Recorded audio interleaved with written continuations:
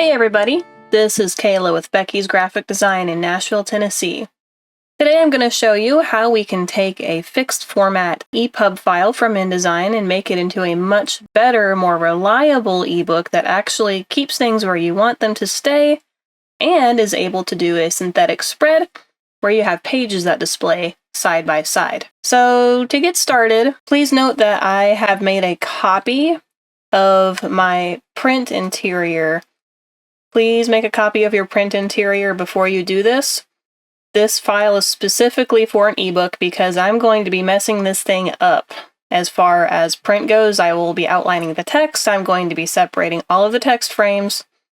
So do not do this process to your print book if you ever want to go back and edit it again, because it will no longer be editable. So just to take note, this is a copy of my file.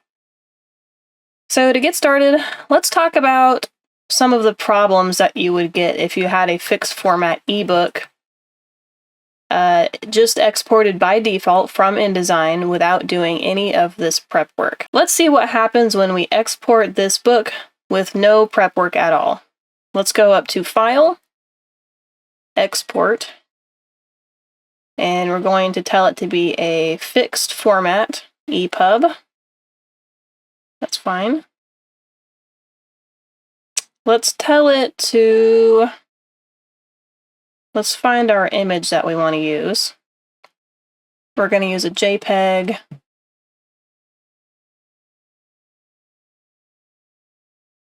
There's our front cover. We're going to do none for a TOC.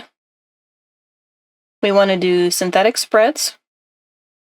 We want JPEGs. And we're going to ignore the rest of this for now. Click OK. We're going to let this go ahead and export. It should open it automatically in Kindle Previewer 3. Okay, so here we go.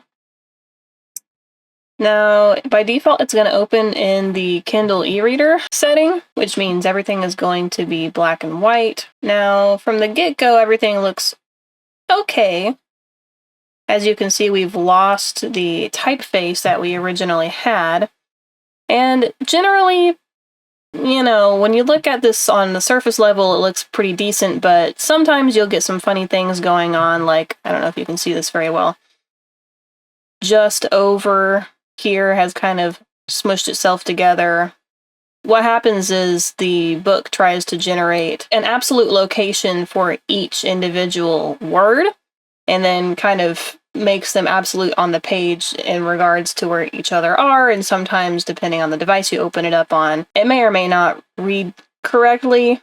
Like you can see right here that M&M's had a registered mark after it, and it kind of blurred together with this next word. So sometimes you can also get a problem with layering.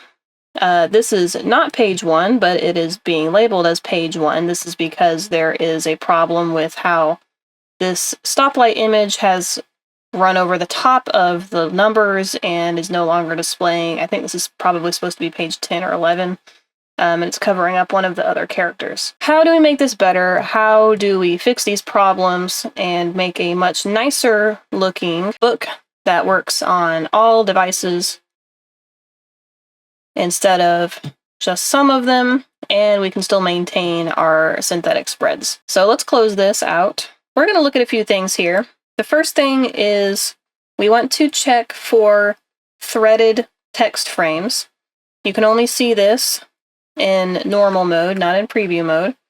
So if you don't see these threads running between your frames, you might need to go up to View, Extras, and make sure that you select Show Text Threads. This will show where your threads are running across the pages. In order for some of the scripts we're going to use, we cannot have any threaded frames, and this also counts parent frames. It doesn't like those either. A couple of scripts we're going to need for this project. I'm going to show them to you. The first set of scripts we're going to need are from Kasayan. This is the URL for this site.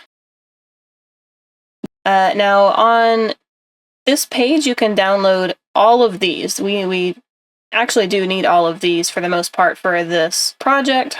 We need the Create outline script, outline all page, and separate pages is another good one to have. This is a very useful script that I use frequently, although we don't necessarily need it for this project. The other thing we are going to need, we need a script that will split the stories. There used to be one by Adi Ravi that works pretty good, but we can't seem to find it anymore. So if you visit this thread on the Adobe forums, you should be able to find it. You can copy all of this into a text document, save it as a .jsx, and put it into your scripts folder. It should work just fine. I will put the links for both of these pages down in the description below. Now back to our InDesign. So the first thing I'm going to do is run a story splitter. So I'm going to make sure that I have my cursor in the frame that I want to split the story. Now this thread runs all the way through this whole book, about 100 or so pages. Definitely don't want to split all of those by hand. So I'm going to go to my scripts panel, and we are going to find Split Story by Adi Ravid. I'm going to tell it to split all the frames.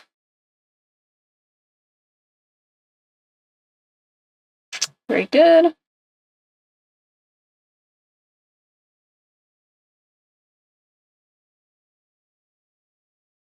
All right.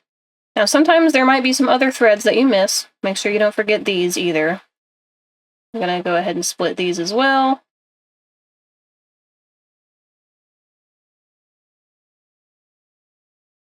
And every now and again, there might be one or two that you miss. If we get any errors later on when we're trying to run our final script, you'll get some errors if you have any threaded frames. So we will see if we find any later on.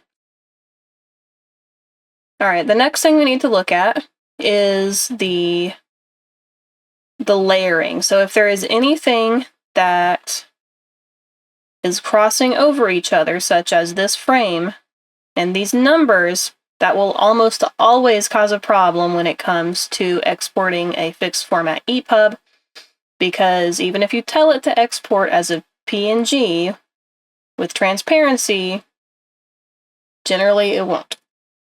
So we're going to try to avoid layering at all costs. So we're going to hop over to our parent pages and make sure that these page numbers and little icons are no longer touching each other. Let's go back to our A parent. I'm over here in my parent panel now.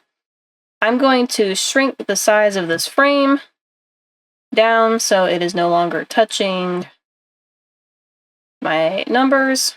And I'm going to make sure I do the same thing on my B parent. There we go. I don't think I have anything to worry about on my C's. Very good. All right.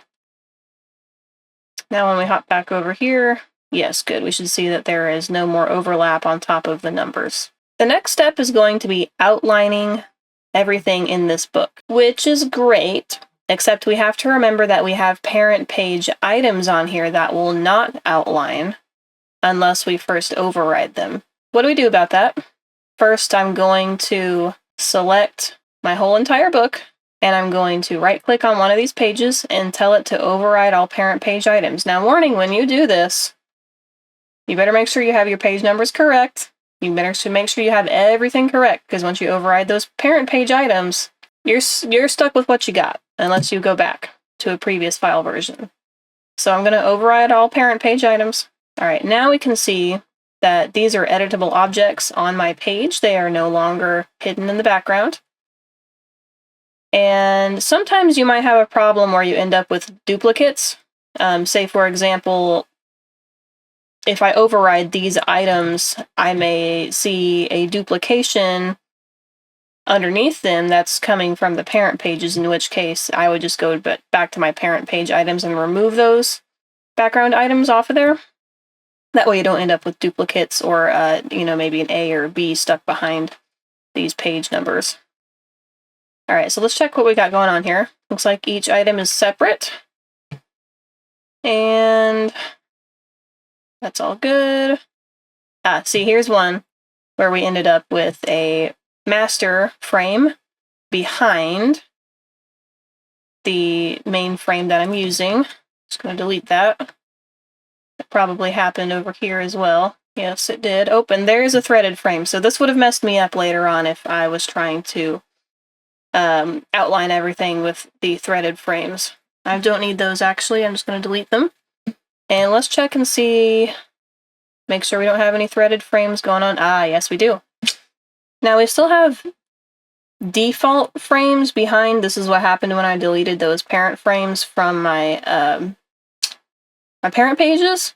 It should be fine to merge those all on top of each other since these ones are layered on top. It shouldn't really make a difference. Now let's double check what we got going on here up in the front. There's a threaded frame. There's a threaded frame. Yeah, there's another one. The next thing we need to do is run a script called Outline All Page. I believe you run this script with nothing selected. Now, let's go find it. Okay, Outline All Page. This is one of those scripts by Kasayan. I believe I run this script without having anything selected. When I do, all of your text is going to become shapes. They're all going to become outlined, no longer editable. So just another warning before you do that. This is going to change everything into a photo, a picture. And there must not have been any threaded frames. As you can see now, each of these is a whole outlined object. So now when we go to export this book, let's export it again as a fixed format. Yep, that's fine. We're going to do version 2. We got our cover image in here. I'm going to do file name navigation just so I can go in and change that later.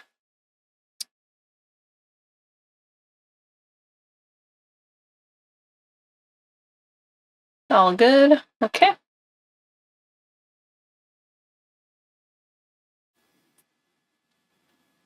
We've got our cover image. Very good.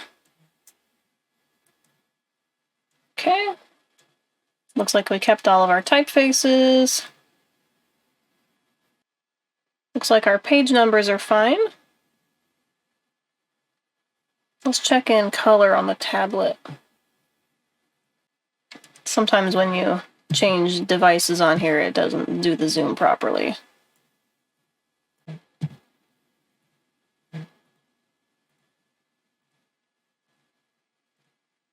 Okay, this all looks good.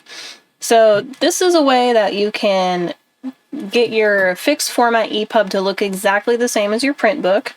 You're basically flattening everything down into an image. This does allow you to have the synthetic spreads, which is something that you can't always get when you're using Kindle Create to make a print replica. Because this is all imagery, it will not be highlightable text. You can't search through the book or look for any text because it's not really text anymore. It's a picture of text. So there's trade-offs. But if you really, really need a longer format book to retain a synthetic spread and to maintain its typeface and the way it looks, for this book example, it was very necessary that the text remained with the image that it was related to, or else it would get confusing. Otherwise, the book would be scrolling one page at a time, and it would be difficult to understand which image was supposed to go with which text. But in this case, we were able to make this book look exactly the same in the ePub version as in the print version. Worked pretty well.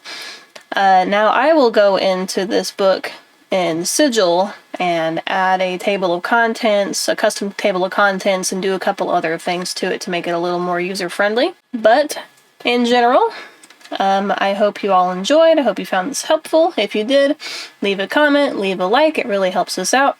And go ahead and click on another video. That lets YouTube know that our video is important and they mean something. All right, thank you everybody. I will see you in the next one. Bye-bye.